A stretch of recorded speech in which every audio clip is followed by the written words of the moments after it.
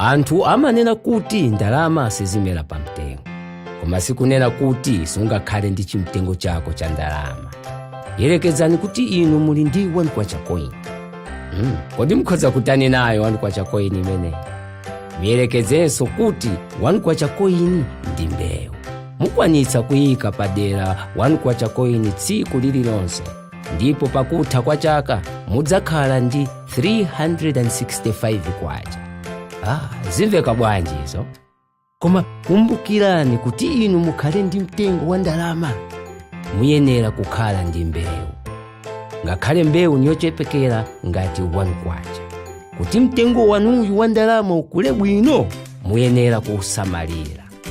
Mukupita kwa masiku mutha kukolola mtengo wanuyu ndalama nthawi isanafikire.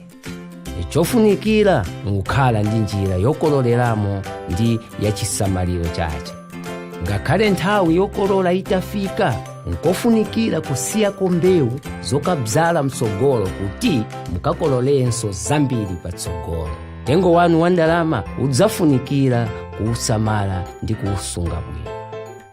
Ife a Restless Development Zambia, ntchito yathu ndi kuphunzitsa anthu paza ukazipalire paza ndalama ndi chuma. Tizindikira kuti ntchito yothesa umphawi ili pakati pa anthu achichepere ngati inuyo. Ife tikhulupirira kuti muli nayo danga losinthiramo za umoyo wanu kukhala bwino. Tili ndi mabungwe ambiri amene athandizira paza ndalama ndi chuma. Ena mwa aya NatSafe, Barclays, Finca, FNB ndiye naso ambiri. Ngati mupenyerera chithunzithunzi ichi, abale ndiye kutanthauza kuti tsono mwayamba ulendo pa za ufulu wa ndalama.